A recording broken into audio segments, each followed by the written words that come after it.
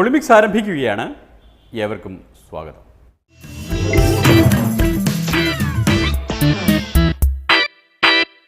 അങ്ങനെ രാഷ്ട്രീയ കേരളം പുരോഗതിയുടെ ഒരു നാഴികക്കല്ല് കൂടി പിന്നിടുകയാണ്.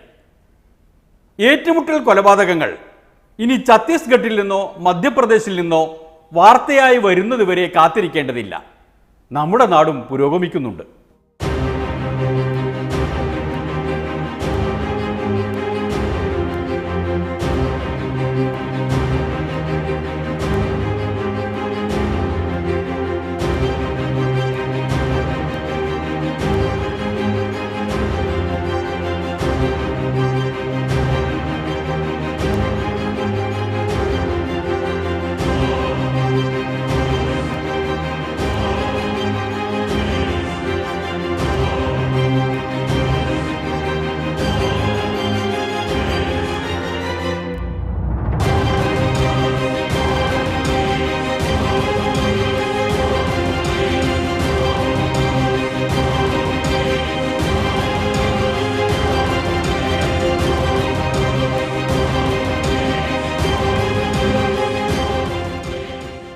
ായിട്ടും സ്ഥിരീകരിക്കപ്പെട്ടിരിക്കുകയാണ്. മാവോയിസ്റ്റ് സാന്നിധ്യമുണ്ടെന്നും ഇന്ന് തണ്ടർബോൾട്ടുമായിട്ട് ഏറ്റുമുട്ടൽ നടന്നു എന്നും 3 ആൾ മരിച്ചു എന്നുള്ളത് ഇപ്പോൾ ഞാൻ പെരിന്തൽമണ്ണ ഡിവൈഎസ്പിയുമായി ബന്ധപ്പെട്ടു. പുള്ളി ഈ ഓപ്പറേഷനിൽ വളരെ സജീവമായിട്ട് രംഗത്തുള്ള നിലമ്പൂർ MLA PV അൻവറാണിത്. സംഭവം നടന്ന് മണിക്കൂറുകൾക്കകമാണ് അദ്ദേഹം ഇക്കാര്യം വെളിപ്പെടുത്തിയത്. ആ ഓപ്പറേഷനിൽ സജീവമായി പങ്കെടുത്ത പെരിന്തൽമണ്ണ ഡിവൈഎസ്പിയെ ഉദ്ധരിച്ചുകൊണ്ട് സ്ഥലം MLA പറഞ്ഞത് 3 പേർ മരിച്ചു എന്നാണ്. 3 ആൾ മരിച്ചു. മറ്റു വിവരങ്ങളൊന്നും കിട്ടിയിട്ടില്ല. ഏതായിരുന്നാലും നിലമ്പൂരിലെ ജനങ്ങളെ സംബന്ധിച്ച് ഇതുവരെ ഉണ്ടായിരുന്നതിനേക്കാളും കൂടുതൽ ഭീഷണി ആശങ്കയിലേക്കാണ് ജനങ്ങൾ പോകുന്നത്. നിലമ്പൂരിലും അതുപോലുള്ള മറ്റങ്ങാടികളിലുമുള്ള ആളുകളെക്കാൾ ആശങ്കയും ഭീഷണിയും നേരിടുന്നത് വനത്തിനുള്ളിലെ ആദിവാസികളാണല്ലോ. മാവോയിസ്റ്റുകൾക്കും പോലീസിനുമിടയിൽ പെട്ടുകിടക്കുന്നത് അവരാണല്ലോ. ഞങ്ങൾ എന്ന് വെച്ചാൽ ഞങ്ങളൊരു ജോലിക്ക് പോയിട്ട് ഫോറസ്റ്റിൻ്റെ ഈ ഫയർ ലൈൻ്റെ ജോലി ഉണ്ടായിരുന്നു. അതിന് പോയപ്പം ഞങ്ങൾ അവരെ ആയിട്ട് കണ്ടുമുട്ടി. അപ്പോൾ ഞങ്ങളോട് പറഞ്ഞത് എന്താ വെച്ചാൽ അവർ വേറെ ഈ ജോലിക്കാരെ മാത്രം തേടി നടക്കുന്ന ആൾക്കാരാണ്. അവരെ സെൻട്രൽ വോൾട്ടേറ്റ് നേരിട്ട് കണ്ടിട്ടുണ്ട്. പക്ഷെ അവർ വെടിവെക്കാനായിട്ട് തീരുമാനിച്ചിട്ടില്ല എന്നൊക്കെയാണ് അവരെ ഞങ്ങളോട് പറഞ്ഞത്. തണ്ടർ ബോൾട്ടിനെയും പോലീസിനെയും വെടിവെക്കാൻ തീരുമാനിച്ചിട്ടില്ല എന്ന് മാവോയിസ്റ്റുകൾ പറഞ്ഞതായാണ് ഈ ആദിവാസി യുവാവ് പറയുന്നത്. ഇദ്ദേഹം മാവോയിസ്റ്റുകളുമായി ദീർഘമായി സംസാരിച്ചയാളാണ്. എവിടെ വെച്ചാൽ ഞങ്ങൾ എട്ടിണിപ്പാലം എന്ന് പറഞ്ഞ സ്ഥലത്ത്, എട്ടിണിപ്പാലത്തിൻ്റെ മേലെ ഒരു ഇതുണ്ട്, പുഴയുണ്ട്, അവിടെ നിന്ന് വെച്ച് കണ്ടത്. ഉള്ള എത്ര പേരുണ്ടായിരുന്നു അവിടെ? മൊത്തം ഒരു 4 പേരുണ്ടായിരുന്നു. മൊത്തം 4 പേരുണ്ട്. ഒരു സ്ത്രീയും 3 പുരുഷന്മാരും. നിങ്ങൾ എന്തൊക്കെയാ ക്ലാസ് പോലെ എടുത്തു തന്നില്ല? അപ്പം എന്തൊക്കെയാ പറഞ്ഞത്? അവര് കാര്യമായിട്ട് അവർക്ക് എന്താ വെച്ചാൽ അവരെ അധികാരത്തിൽ ഈ സ്ഥലം, ഭൂമി, അങ്ങനത്തെ കാര്യങ്ങൾ മാത്രമേ അവർ സംസാരിച്ചിട്ടുള്ളൂ. പിന്നെ അതേ എന്താ വെച്ചാൽ ജോലി, പൈസൻ്റെ ഈ കൂലിപ്പണിക്കാരെ കാര്യങ്ങൾ പറയാൻ വേണ്ടിയിട്ട് അതൊന്നും അത് വ്യക്തമായിട്ട്. അതായത് പോലീസെയും തണ്ടർ ബോൾട്ടിനെയും ഒന്നും ആക്രമിക്കാൻ ഇപ്പോൾ ഞങ്ങൾ തീരുമാനിച്ചിട്ടില്ല എന്നാണ് പറഞ്ഞത്. എന്താ പറഞ്ഞൊന്ന് പറയാം? അതെന്ന് വെച്ചാൽ അവർ പറയണത് എന്താ വെച്ചാൽ നേരിട്ട് ഞങ്ങൾ കണ്ടുമുട്ടിയിട്ട് വരെ ഞങ്ങൾ അവരെ ഒഴിവാക്കി വിട്ടിട്ടുള്ളൂ. പക്ഷേ അഥവാ നേരിട്ട് ഫയർ ചെയ്യേണ്ട ആവശ്യം വന്നാൽ ഞങ്ങൾ ഫയർ ചെയ്യുമെന്ന് മാത്രമേ അവർ പറഞ്ഞിട്ടുള്ളൂ. ഇപ്പോൾ അങ്ങനെ തീരുമാനിച്ചിട്ടില്ല. ഇപ്പോൾ അങ്ങനെ തീരുമാനിച്ചാൽ വന്നിട്ടില്ല കാര്യങ്ങൾ. നിങ്ങൾക്ക് അവർ നോട്ടീസ് എന്തെങ്കിലും തന്നോ? തന്നീനി. അതിലെന്താ പറയുന്നത് നോട്ടീസിൽ എന്താ വെച്ചാൽ നമ്മളെ ജോലിൻ്റെയും പിന്നെ അവർ പിന്നെ അവിടെ വേറെ ഏതോ സ്ഥലത്തിൻ്റെ പേര് പറഞ്ഞു. ആ സ്ഥലത്തിൻ്റെ കാര്യങ്ങളും അവർ അവിടെയാണ് അപ്പോൾ വർക്ക് ചെയ്യുന്ന ആൾക്കാരും ജനങ്ങളും. സർക്കാരിനെതിരെ സംസാരിച്ചിട്ടുള്ള മാവോയിസ്റ്റുകൾ തങ്ങൾ പക്ഷേ ആദിവാസികളുടെ ശത്രുക്കളല്ല എന്നാണത്രേ അവരോട് പറഞ്ഞിരുന്നത്. അത് പറഞ്ഞെന്ന് വെച്ചാൽ അവർക്ക് ആദിവാസികളായിട്ട് ഒരു പ്രശ്നവുമില്ല. പക്ഷെ ആദിവാസികൾക്ക് സഹായം ചെയ്യാൻ വേണ്ടിയിട്ടാണ് അവർ കാട്ടുകൂടെ നടക്കുന്നതും വനത്തിനുള്ളിൽ കൂടെ പോകുന്നതൊക്കെയാണ് അവർ ഞങ്ങൾക്ക് വേണ്ടിയിട്ട് ക്ലാസ് എടുത്തത്. ഒരു ദിവസം 3:30 വന്നിട്ട് രാത്രി 11 മണി വരെ ഞങ്ങൾക്ക് ക്ലാസ് എടുത്തത്. കോളനിയിലല്ല, കാട്ടിൻ്റെ ഉള്ളിൽ. അതിൽ ഞങ്ങളന്ന് പുഴ കെട്ടി തിരിച്ച് മീനൊക്കെ പിടിച്ചിരുന്നു. ഞങ്ങളൊരു 12 ആൾക്കാരുണ്ടായിരുന്നു. അതിൽ ഞങ്ങളോട് എല്ലാവരോടും വന്ന് ഇരിക്കാൻ പറഞ്ഞു. ഞങ്ങൾക്ക് ഇരുന്നു. അതിൽ അത്രത്തോളം ഞങ്ങൾക്ക് ക്ലാസ് എടുത്ത് തന്നു. ഞങ്ങളടുത്തൊക്കെ ഭക്ഷണം കഴിച്ചിട്ടാണ് പോയത്. രാവിലെ അത്രത്തോളം ഞങ്ങൾക്ക് പറഞ്ഞു തന്നു. നിങ്ങൾക്ക് അവരെ കൊണ്ട് ഇതുവരെ ഒരു ബുദ്ധിമുട്ടുണ്ടായി? ഇല്ലല്ല, അങ്ങനത്തെ ഒരു ബുദ്ധിമുട്ട് ഇതുവരെയായിട്ട് വന്നിട്ടില്ല. ഞങ്ങൾ കണ്ടിട്ടുണ്ട്. പിന്നെ അത് കഴിഞ്ഞിട്ടും ഞങ്ങൾ കണ്ടിട്ടുണ്ട്. ഞങ്ങൾ കാട്ടുകൂടെ ഇന്ന് കാട്ടുകൂടെ പോകാമെന്ന് കരുതി. അപ്പോൾ ഇന്ന് ഈ സംഭവം കൊണ്ട് ആരൊക്കെയാണ് നിങ്ങൾ കണ്ടതെന്ന് അറിയാം? ഒരു സുന്ദരി പറഞ്ഞൊരു പെണ്ണിനെ വ്യക്തമായിട്ട് എനിക്കറിയാം. പിന്നെ ഒരു വിക്രം ഒരാളെ അറിയാം, ഒരു കന്നഡക്കാരനാണ് അയാൾ. പിന്നെ ഒരു മലയാളീസ് ഉണ്ട്. പിന്നെ ഒരു ഗൂഡലൂർ ഭാഗത്തുള്ള ഒരു തമിഴ്കാരനുണ്ട്. ഒരു 4 ആളെ ഞങ്ങൾ കണ്ടിട്ടുള്ളൂ. ബാക്കിയുള്ള ആൾക്കാർ ഉണ്ടെന്ന് പറഞ്ഞിട്ടുള്ളൂ. ഈ സുന്ദരിയൊക്കെ ഇവിടെ നിലമ്പൂരുകാരിയാണോ? നിലമ്പൂരുകാരിയാണോന്ന് അറിയില്ല, അത് വ്യക്തമായിട്ടില്ല ഞങ്ങൾക്ക്. പിന്നെ ഈ കോളനിയിൽ അവർ വരാറുണ്ടോ? ഇല്ല, ഇവിടെ ഞങ്ങൾ ഈ കോളനിക്ക് ഇതുവരെയായിട്ടും വന്നിട്ടില്ല. പക്ഷെ ഉച്ചക്കുളം എൻ്റെ ജ്യേഷ്ഠനൊക്കെ നിൽക്കുന്നിടത്ത് ഉച്ചക്കുളത്ത് വന്നിട്ടുണ്ട്. ഈ ആദിവാസികൾ മാവോയിസ്റ്റുകളെ കണ്ടിട്ടുണ്ട് പലതവണ, അവരുമായി സംസാരിച്ചിട്ടുണ്ട് പലവട്ടം, അവരോടൊപ്പം ഭക്ഷണം കഴിച്ചിട്ടുമുണ്ട്. എന്നാൽ നമ്മുടെ നാട്ടിലെ രാഷ്ട്രീയ നേതാക്കൾ മാവോയിസ്റ്റ് സാന്നിധ്യം ഉറപ്പിക്കുന്നത് ആ മാവോയിസ്റ്റുകൾ കൊല്ലപ്പെട്ടു എന്ന് ഉറപ്പിച്ചതിന് ശേഷമാണ്. ഇവർ മാവോയിസ്റ്റുകൾ തന്നെയാണോ, അവർ ഈ പറയുന്ന പ്രദേശങ്ങളിലുണ്ടോ, അതോ അത് വേറെ വല്ല താല്പര്യത്തിനും പറയപ്പെടുന്നതാണെന്നൊക്കെ സംശയങ്ങൾ പൊതുവായിട്ട് പൊതുജനങ്ങളുണ്ടായിരുന്നു. യഥാർത്ഥത്തിൽ ഇപ്പോൾ ആ വിഷയം തീരുകയാണ്. ഇവരുടെ സജീവ സാന്നിധ്യമുണ്ട് എന്നതിന് ഏറ്റവും വലിയ തെളിവാണ് ഇപ്പോൾ ഇന്നലെ ഉണ്ടായിട്ടുള്ള ഇൻസിഡന്റ്. ഇന്നലെ ഉണ്ടായ സംഭവം, അതായത് കാട്ടിൽ നടന്ന വെടിവെപ്പ്, കണ്ടവരാരുമില്ലെങ്കിലും കേട്ടവരുണ്ട്, ആദിവാസികൾ തന്നെ. ചേച്ചിന്റെ പേരെന്താ? എന്റെ പേര് മാതി. മാതി മരുന്ന് പറിക്കാൻ പോയതാണ്. ഞങ്ങൾക്ക് കാട്ടത്ത് ചെലവ്. അപ്പോൾ അവരെ വെടി വെപ്പ് കാട്ടണപ്പോൾ ഞങ്ങൾ ഒഴിഞ്ഞു മാറി പോന്നു. അപ്പോൾ ഒറ്റക്ക് കണ്ടിട്ടൊന്നും സംഭവം ശരിക്കും ഞങ്ങൾ കണ്ടിട്ടില്ല.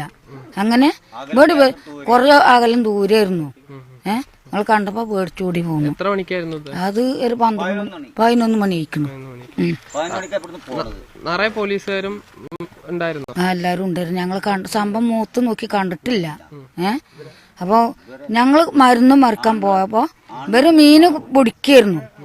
ഇവര് മീന് കോരി പിടിക്കായിരുന്നു. അപ്പോൾ കണ്ടപ്പോൾ അങ്ങനെ പോന്നു. മാതി കാട്ടിൽ നിന്ന് മരുന്ന് പറിച്ചെടുക്കുമ്പോൾ കീരൻ കാട്ടുചോലയിൽ നിന്ന് മീൻ പിടിക്കുകയായിരുന്നു. ചേട്ടന്റെ പേരെന്താ? എന്താണ്? കീരൻ. പിന്നെ എന്താണ് ഇന്നലെ ഉണ്ടായത്? ആ ഒരു അങ്ങോട്ടും ഇങ്ങോട്ടൊക്കെ വെടിവെപ്പ് നടന്നിക്കണ്. അത് ഞങ്ങൾ കേട്ട് ഞങ്ങളിങ്ങോട്ട് ഓടിപ്പോന്നൊക്കെയാണ്. പിന്നെ ഞങ്ങൾ മരുന്നൊക്കെ അവിടെ ഇട്ടൊക്കെയാണ്. ഇത് ഏത് ഭാഗത്തായിരുന്നു? ഈ ഭാഗത്ത് ഉണക്കപ്പാറ ഭാഗം. ഈ റൂട്ടിനെ പോണം. ഇവിടുന്ന് ഒരുപാട് ദൂരെയാണോ? ഇവിടുന്ന് ഒരു 5-6 കിലോമീറ്റർ ഉണ്ട് നടന്നു പോകുമ്പോൾ. ഈ റോഡ് മാത്രമേ വണ്ടിക്കും പോവാം. ഇതിപ്പോ എത്ര മണിക്കായിരുന്നു കേട്ട്? 11 മണിക്ക്. ഇതിപ്പോ ആരെങ്കിലും ഇങ്ങനെ വേദന കൊണ്ട് ഒച്ചയിടുന്ന അങ്ങനെ എന്തെങ്കിലും കേട്ടോ? കേട്ടില്ല, അത് കേട്ടില്ല. പിന്നെ ഞങ്ങൾ പേടിച്ചോടിയൊക്കെയല്ലേ, വെടിവെപ്പല്ലേ, ഞങ്ങൾ പാഞ്ഞൊക്കെ കിട്ടുന്നതിലൊക്കെ വെക്കൂലേ. അങ്ങനെ ദൃക്സാക്ഷികൾ ആരും ബാക്കിയില്ലാത്ത ഒരു ഏറ്റുമുട്ടലാണ് നടന്നത് എന്നുറപ്പായല്ലോ. എല്ലാ ഏറ്റുമുട്ടലിൻ്റെയും കാര്യത്തിൽ എന്നതുപോലെ ഇതിലും ഇനി വിജയിച്ചവർ പറയുന്നത് മാത്രമായിരിക്കും സത്യം. ആ സത്യത്തിനായി കാതോർക്കാം ഈ ഇടവേള കഴിഞ്ഞിട്ട്.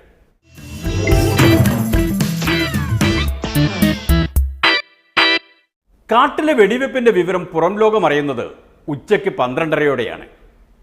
വ്യാഴാഴ്ച ഉച്ചയ്ക്ക് 12:30-യോടെ.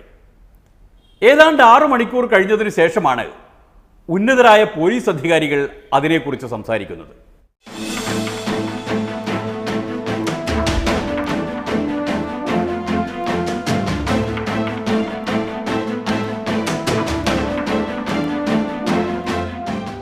ലേറ്റസ്റ്റ് അപ്ഡേറ്റ്സ് ഇപ്പോൾ എൻ്റെ അടുത്ത് കംപ്ലീറ്റ് അപ്ഡേറ്റ് എൻ്റെ അടുത്ത് ഇപ്പോൾ ഇല്ല. Information I got was about 3 people and one of them is very very important, as you know. So I have only limited information. But what is important is Southwest Committee, Kerala, Tamil Nadu and Karnataka border കുറച്ച് സമയമായിട്ട് ഇപ്പോൾ ഒരു activity revive ചെയ്യാൻ ഒരു attempt നടന്നുകൊണ്ടിരിക്കുന്നത്. Last ഒരു 5-6 years ആയിട്ട് 2011-12 മുതൽ തുടർന്നുകൊണ്ടാണ്. അതിലൊരു ഇമ്പോർട്ടൻ്റ് ആളാണ് ഇപ്പോൾ ഇന്ന് ഇൻവോൾവ് ആയിരിക്കുന്നത്. So I think it is a very positive action and very well worked out intelligence based ആയിരിക്കുന്ന തോന്നുന്നു. എനിക്ക് ഡീറ്റെയിൽസ് എൻ്റെ അടുത്ത് ഇല്ല അപ്പോൾ. But I think it's a good development as far as the security of the state is concerned. K Vijayakumar എന്ന ഏറ്റുമുട്ടൽ വിദഗ്ധനാണിത്. വീരപ്പനെ വകവരുത്തിയ വിദഗ്ധൻ. ഇപ്പോൾ കേന്ദ്ര സർക്കാരിൻ്റെ സുരക്ഷാ ഉപദേഷ്ടാവുമാണ്. നേരത്തെ ദക്ഷിണേന്ത്യൻ സംസ്ഥാനങ്ങളിലെ മാവോയിസ്റ്റ് വിരുദ്ധ നീക്കങ്ങളുടെ ഏകോപനത്തിൻ്റെ ചുമതലയുമുണ്ടായിരുന്നു. ഇദ്ദേഹവും സംസാരിച്ചു തുടങ്ങിയപ്പോൾ പറഞ്ഞത് 3 ആളപായമുണ്ട് എന്നാണ്. Information I got was about 3 people, and one of them is very, very important, as you know. 3 പേരുടെ വിവരങ്ങൾ കിട്ടിയിട്ടുണ്ട്. അതിലൊരാൾ വളരെ പ്രധാനിയാണ് എന്ന് വിജയകുമാർ പറയുന്നു. സ്ഥലം MLA പറഞ്ഞതും 3 പേർ കൊല്ലപ്പെട്ടു എന്നായിരുന്നു. അത് പ്രത്യേകം ഓർക്കണം. Future steps to avoid the growth of such movement is always security and development should go together. Security people should be well trained to handle these problems, and the development activities should be focused on this region. In both, Kerala has been doing very well. The previous Chief Minister and with this Chief Minister also have been discussing, and both of them and all Home Ministers have shown very keen interest, as have the officials also. And therefore, they are the right direction the state is on the move. മാവോയിസ്റ്റുകളെ നേരിടുന്ന കാര്യത്തിൽ കേരളത്തിൻ്റെ മുൻ മുഖ്യമന്ത്രിയും ഇപ്പോഴത്തെ മുഖ്യമന്ത്രിയും നല്ല താല്പര്യം കാണിക്കുന്നു എന്നാണ് വിജയകുമാർ പറയുന്നത്. തിരുവനന്തപുരത്തെ പോലീസ് വെടിവെപ്പ് പരിശീലന കേന്ദ്രത്തിൽ വെച്ചാണ് അദ്ദേഹം മാധ്യമങ്ങളുമായി സംസാരിച്ചത്. DGPയും കൂടെ ഉണ്ടായിരുന്നു.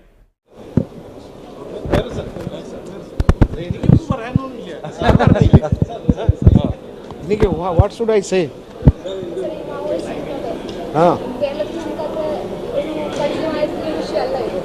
ഞങ്ങളൊരു ഇൻഫർമേഷൻ കിട്ടി. ആ ഇൻഫർമേഷൻ വർക്കൗട്ട് ചെയ്തിട്ട് ഒരു ഓപ്പറേഷൻ നടത്തിയിട്ട് ഇപ്പോൾ കുറച്ചുകൂടി എൻകൗണ്ടർ ഉണ്ടായി. ഇപ്പോൾ ഡീറ്റെയിൽസ് ഞാൻ ഇന്നും പറയില്ല, കാരണം എല്ലാ ഡീറ്റെയിൽസ് എനിക്ക് അറിയില്ല.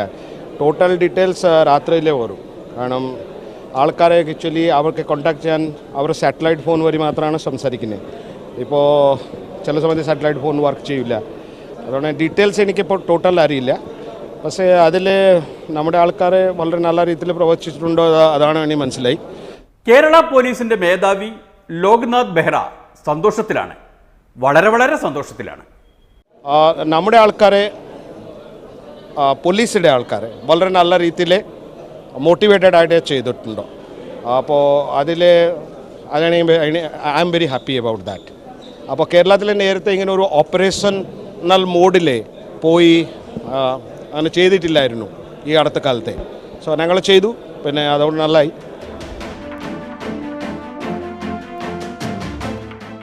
നടപടികളുടെ വിശദാംശങ്ങൾ പിന്നീട് മാധ്യമങ്ങൾക്ക് വിവരിച്ചു കൊടുത്തത് മധ്യമേഖല IG അജിത് കുമാറാണ്. രാത്രി 8 മണിക്ക് ശേഷം. എവിടെ വെച്ച് എത്ര മണിക്കാണ് സംഭവം ഉണ്ടായത്? എത്ര പേര് മരിച്ചിട്ടുണ്ട് ഈ ഇൻസിഡന്റ്, ഈ എൻകൗണ്ടറിന്? എങ്ങനെയാണ് സംഭവിച്ചത്? എങ്ങനെയാണ് ഇൻഫർമേഷൻ കിട്ടിയത്? എന്താണ് അതിന്റെ ഡീറ്റെയിൽസ്? ആരൊക്കെയാണ്? ഇതൊരു നേരത്തെ പ്ലാന്റ് ഓപ്പറേഷൻ ആയിരുന്നു, അല്ലെങ്കിൽ സാധാ നടന്ന ഒരു പട്രോളിങ്ങിന്റെ ഭാഗമായിട്ടാണ്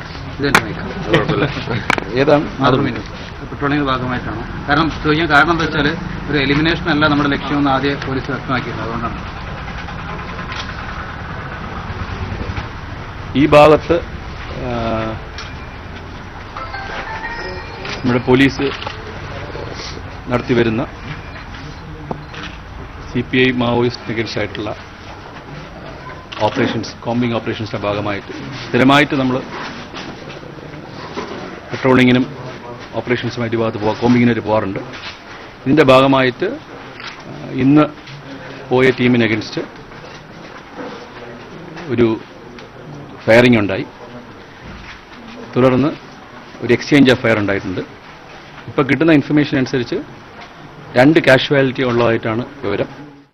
IG സംസാരിച്ചു തുടങ്ങിയപ്പോൾ കാഷ്വാലിറ്റി അഥവാ ആളപായം 2 കുറഞ്ഞു. അത് പ്രത്യേകം ശ്രദ്ധിക്കേണ്ടതാണ് എന്ന് പൊളിമിക്സ് കരുതുന്നു. ഇപ്പോൾ കിട്ടുന്ന ഇൻഫർമേഷൻ അനുസരിച്ച് 2 കാഷ്വാലിറ്റി ഉള്ളതായിട്ടാണ് വിവരം. അത് ഒരു സ്ത്രീയും ഒരു പുരുഷനുമാണെന്നാണ് ഇതുവരെ കിട്ടിയ വിവരം. ആരൊക്കെയാണ്, എവിടെ നിന്നുള്ളവരാണ്?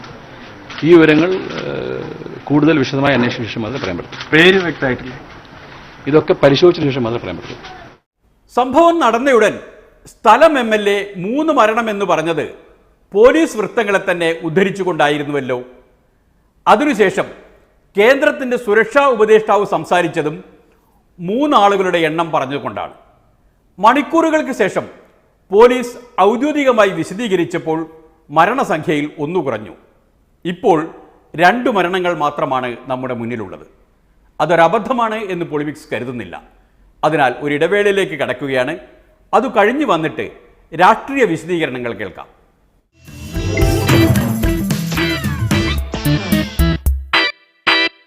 കേരളത്തിൽ നടന്ന ഇത്രമേൽ സംഭ്രമജനകമായ ഏറ്റുമുട്ടൽ മരണത്തെക്കുറിച്ച് കേരളത്തിൻ്റെ മുഖ്യമന്ത്രി സംസാരിച്ചത് 24 മണിക്കൂറിന് ശേഷമാണ്. ഒരു പകലും രാത്രിയും കേരളത്തിൻ്റെ ഭരണകൂടം നിശബ്ദമായിരുന്നു. കരുളായിലെ മാവോയിസ്റ്റ് വേട്ട സംസ്ഥാനത്തെ പോലീസിന്റെ ചരിത്രത്തിൽ തന്നെ വലിയ അഭിമാനകരമായ നേട്ടമായി കരുതുന്നുണ്ടോ? അല്ല, ഇത് കുറച്ച് കാലമായിട്ട് നിലനിൽക്കുന്ന ഒരു പ്രശ്നമാണ്. പോലീസിന് നേരെ ചില ഘട്ടങ്ങളിൽ ഇവരുടെ ഭാഗത്തുനിന്ന് ആക്രമണങ്ങൾ വരെ ഉണ്ടായിട്ടുണ്ട്. അത്തരം ഒരു പ്രശ്നത്തിന്റെ ഭാഗമായി അത്തരം ആളുകളെ പോലീസും അന്വേഷിക്കുന്നുണ്ടായിരുന്നു. അപ്പോൾ ഒരു ഏറ്റുമുട്ടൽ അവിടെ ഉണ്ടായിട്ടുണ്ട്. മറ്റു വിശദാംശങ്ങൾ ലഭിക്കേണ്ടതായിട്ടാണ് ഇരിക്കുന്നത്. ഇപ്പോഴും എന്റെ കയ്യിൽ അതിന്റെ മറ്റു വിശദാംശങ്ങളില്ല, പിന്നീട് പറയാം. എത്ര പേരാ മരിച്ചിരിക്കുന്ന കാര്യത്തിൽ സ്ഥിരീകരണമുണ്ടോ? ഞാൻ പിന്നീട് വിശദമായിട്ട് പറയാം.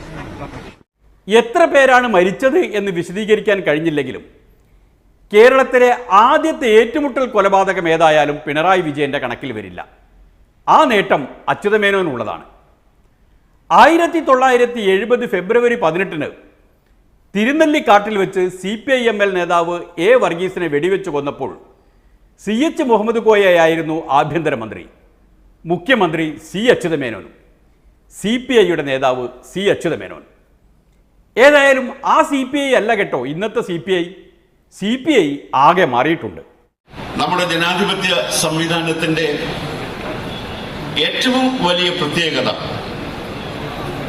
വിയോജിക്കാനുള്ള സ്വാതന്ത്ര്യമാണ്, അഭിപ്രായം പറയാനുള്ള സ്വാതന്ത്ര്യമാണ്.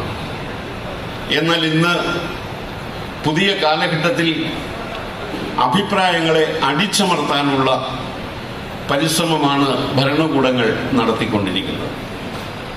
അഭിപ്രായം പറയുന്നവരെ നിശബ്ദരാക്കുന്ന രാഷ്ട്രീയം വളരെ വേഗം വളർന്നു വരികയാണ്. അതിന് തെളിവായി CPI സെക്രട്ടറി ഉയർത്തിക്കാട്ടുന്നത് ഇതാണ്, ഈ സംഭവമാണ്. ഇന്നലെ നിലമ്പൂർ കാടുകളിൽ നിന്ന്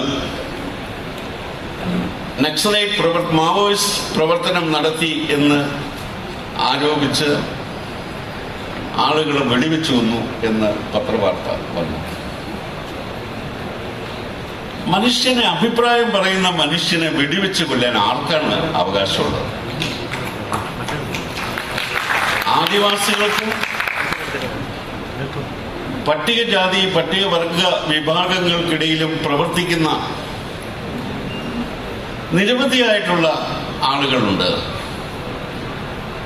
അവർ ഉയർത്തുന്ന മുദ്രാവാക്യത്തിന്റെ, അവരുയർത്തുന്ന ആവശ്യത്തിന്റെ അത് ശരിയാണോ തെറ്റാണോ എന്ന് പരിശോധിക്കുന്നതിന് പകരം ആ ഉയർത്തിയ ശബ്ദം ഇല്ലാതാക്കാൻ ശ്രമിക്കുന്നത് ഒരു പരിഷ്കൃത സമൂഹത്തിന് ഒരിക്കലും യോജിക്കുന്ന കാര്യം. 1970-കളിലെ CPI നേതാക്കൾക്ക് പരിഷ്കൃത സമൂഹങ്ങളുടെ രീതി അറിയുമായിരുന്നുവെങ്കിൽ അവർ വർഗീസിനെ കോടതിക്ക് മുന്നിൽ ഹാജരാക്കി വിചാരണ ചെയ്യുമായിരുന്നു എന്ന് കരുതാം. അന്ന് അവർ അങ്ങനെ ചെയ്തിരുന്നുവെങ്കിൽ ഇന്ന് കേരളം പരിഷ്കൃത സമൂഹങ്ങളുടെ പട്ടികയിൽ പെടുമായിരുന്നു. ഇന്ന് ഇന്ത്യയിലെ വിവിധ പ്രദേശങ്ങളിൽ ഇതിനായി പ്രത്യേകമായ സംവിധാനങ്ങൾ ഏർപ്പെടുത്തി പോലീസ് മുന്നോട്ട് പോവുകയാണ്. അർദ്ധ സൈനിക വിഭാഗങ്ങളെ ഈ മാവോയിസത്തെ തടഞ്ഞു നിർത്താൻ വേണ്ടി അവർ ഉപയോഗിക്കുന്നു. സാൽവ ജൂഡം എന്ന് പറഞ്ഞ് ഈ വനവാസികളിൽ നിന്ന് തന്നെ ചെറുപ്പക്കാരെ കണ്ടുപിടിച്ച് അവർക്ക് ആയുധങ്ങൾ നൽകി തങ്ങളുടെ സ്വന്തം സഹോദരന്മാരെ കൊലപ്പെടുത്താൻ വേണ്ടി പറഞ്ഞയക്കുന്നുണ്ട് ഭരണകൂടം. ഇത് ഛത്തീസ്ഗഡിലും ജാർഖണ്ഡിലുമെല്ലാം നിത്യേന നടന്നുകൊണ്ടിരിക്കുന്ന കാര്യമാണ്. എന്നാൽ കേരളത്തിൽ ഇത്തരം സംഭവങ്ങൾ ആവർത്തിക്കരുത് എന്ന നിർദ്ദേശം ഇടതുപക്ഷ ജനാധിപത്യ മുന്നണിയുടെ ഗവൺമെന്റ് നൽകണം എന്ന് തന്നെയാണ് എൻ്റെ അഭിപ്രായം. ചരിത്രത്തിൽ ആ പാർട്ടിക്ക് ഒരു തെറ്റ് പറ്റിയിട്ടുണ്ട് എന്ന് കരുതി കാനം സഖാവ് ഇപ്പോൾ പറയുന്ന ഈ അഭിപ്രായത്തെ തള്ളിപ്പറയാനാവില്ല. അതിനോട് വിയോജിക്കാൻ പോലും കഴിയില്ല. കേന്ദ്രത്തിൽ നരേന്ദ്രമോദി ചെയ്യുന്ന എല്ലാ കാര്യങ്ങളും ചെയ്യാനല്ല ഈ സംസ്ഥാനത്ത് ഒരു ഗവൺമെന്റ് ഉള്ളത്. ഈ സംസ്ഥാനത്തെ ജനകീയ പോരാട്ടങ്ങളോടും ജനകീയ സമരങ്ങളോടും വ്യത്യസ്തമായ ഒരു നിലപാടാണ് ഇടതുപക്ഷ ജനാധിപത്യ മുന്നണിക്ക് ഉള്ളത്. ആ ഇടതുപക്ഷ ജനാധിപത്യ മുന്നണിയുടെ ആശയം ഉൾക്കൊണ്ടുകൊണ്ട് ഇത്തരം പ്രശ്നങ്ങളെ സമീപിക്കാൻ സംസ്ഥാന ഗവൺമെന്റ് തയ്യാറാകും എന്ന് തന്നെയാണ് എൻ്റെ പ്രതീക്ഷ. സഖാവ് കാനം രാജേന്ദ്രന്റെ പ്രതീക്ഷകൾ എന്തൊക്കെയാണെങ്കിലും ശരി, പോലീസ് എന്നത് 1970കളിലും 2016ലും ഒരേപോലെ തന്നെയാണെന്ന് അതിൻ്റെ മുന്നിൽപ്പെട്ട അനുഭവമുള്ളവർ പറയുന്നു.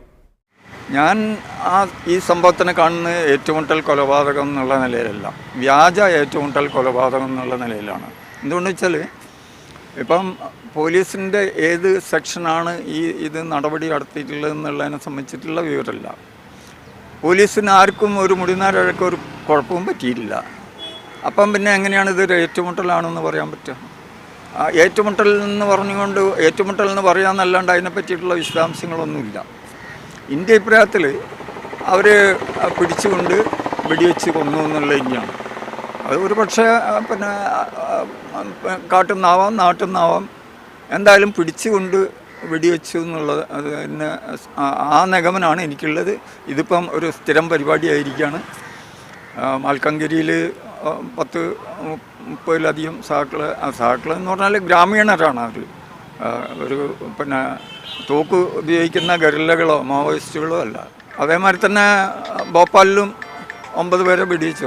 പിടിക്കുന്നവരെ മുഴുവൻ വെടിവെച്ചില്ല എന്നുള്ള രീതിയിലാണ് അവരൊക്കെ രാഷ്ട്രീയ ശത്രുക്കളെ മുഴുവൻ വെടിവെച്ചില്ല എന്നുള്ളതാണ്. വർഗീസിന്റെ കാലത്ത് വർഗീസിനോടൊപ്പം തിരുനെല്ലി കാട്ടിലുണ്ടായിരുന്ന വാസു ഇപ്പോൾ ഈ മോർച്ചറിക്ക് മുന്നിൽ കാത്തു നിൽക്കുന്നത് വേറൊരു പ്രതീക്ഷയോടെയാണ്, പുതിയൊരു പ്രതീക്ഷയോടെ. നമ്മൾ ബോഡി ഏറ്റെടുക്കുന്നതിനെ സംബന്ധിച്ചാണ് ആലോചിക്കുന്നത്. അതിലിപ്പം മദ്രാസിൽ നിന്ന് അവരുടെ സഹപ്രവർത്തകർ, ഇത് ഒരു അഡ്വക്കറ്റാണ് ആ സ്ത്രീ അജിത എന്ന് പറയുന്നത്, അവർ പിന്നെ ബോഡി ഏറ്റെടുക്കാൻ തയ്യാറാണെന്ന് പറഞ്ഞുകൊണ്ട് ഒരു 4-5 വക്കീൽമാർ അവിടുന്ന് പുറപ്പെട്ടിട്ടുണ്ട്. അവർ എന്നെ വിളിച്ചിട്ട് പറഞ്ഞത് പിന്നെ ഈ ബോഡി ഏറ്റെടുക്കാൻ വേണ്ടിയിട്ട് സഹായിക്കണം എന്ന് പറഞ്ഞിട്ടുണ്ടായിരുന്നു. അതുകൂടാണ്ട് മറ്റേ ആന്ധ്രയിലുള്ള കർണാടകയിലുള്ള സഹകരണെ സംബന്ധിച്ചിട്ടും ഏറ്റെടുക്കാൻ തയ്യാറാണ് അവരുടെ കുടുംബം എന്ന് അറിയിച്ചിട്ടുണ്ട്. ഈ ശവശരീരങ്ങൾ ഏറ്റുവാങ്ങാനും വിധി ഏൽപ്പിച്ചത് ഈ പഴയ മാവോയിസ്റ്റിനെയാണ് എന്നത് ചരിത്രത്തിൻ്റെ കാവ്യനീതിയാവാം. ആരുമില്ലാത്ത ഒരവസ്ഥ വരില്ല. കുറച്ച് മോർച്ചറിയിൽ കുറച്ച് വെക്കാൻ വേണ്ടിയിട്ട് ഞങ്ങൾ ആവശ്യപ്പെടും. അതിന് അവർ തയ്യാറല്ലെങ്കിൽ ഞങ്ങൾ മോർച്ചറിയിൽ വെക്കും. പിന്നെ അനാഥ ബോഡിയല്ല അത്. പിന്നെ അവർ വരുന്നവരെ ഞങ്ങൾ വെയിറ്റ് ചെയ്യും. ഇല്ലെങ്കിൽ ഞങ്ങൾ സഹാക്കൾക്ക് ചേർന്ന രീതിയിൽ അന്തസ്സായിട്ട് അവരെ മറവ് ചെയ്യും. മരിച്ചത് 2 പേർ മാത്രമാണെങ്കിൽ അവർക്ക് അന്തസ്സായ അന്തിമോപചാരം ലഭിക്കുമെന്ന് പ്രതീക്ഷിക്കാം. എന്നാൽ തുടക്കത്തിൽ കേട്ടിരുന്നത് പോലെ 3 പേരാണ് മരിച്ചതെങ്കിൽ ആ മൂന്നാമൻ ആര് എന്ന ചോദ്യം പോലും ഇനി എന്നേക്കും ഉത്തരമില്ലാതെ അവശേഷിക്കും. കേരള പോലീസിന് കൊല്ലാൻ മാത്രമല്ല കുഴിച്ചിടാനും അറിയാമെന്നതിന് രാജൻ എന്ന ചെറുപ്പക്കാരൻ്റെ ശരീരം സാക്ഷിയാണല്ലോ.